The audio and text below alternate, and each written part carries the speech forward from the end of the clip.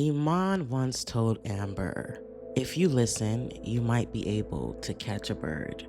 Anthony is chirping and he is showcasing his bird-like behavior. In the beginning, Anthony was telling on himself. He's talking about how Wayne has this petty spirit about him. Even if he is trying to do something noble, there's still some type of pettiness behind him. Everybody knows that to be true, but why does that matter this time around? That is the question that Amber should be wondering. The Bible tells us that everyone should be quick to listen, slow to speak, and slow to become angry. And I feel like Amber out to apply that when it comes to dealing with Anthony, because the first thing that she asks him, how did that make you feel?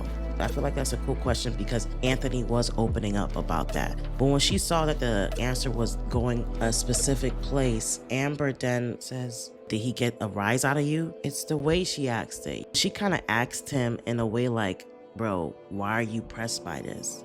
So instantly his defenses will go up because he recognizes that his wife can see that he's feeling some type of way about that. She should have been slow to speak. There should have been a way that she should have directed the question, therefore catching him on how he actually feel about the situation. She could have emphasized the fact that Wayne is definitely petty and then allow him to be vulnerable in her presence. And then at that point, kind of feed his ego a little bit and wonder like, man, I wonder is he the one that set Iman and Shayla up?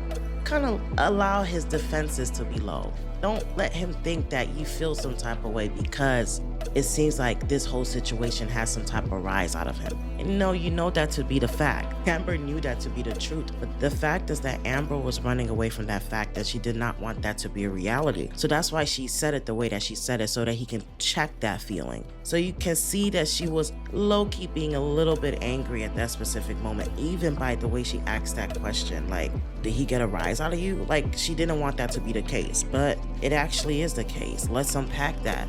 But there's a way that you have to unpack that with Anthony's character.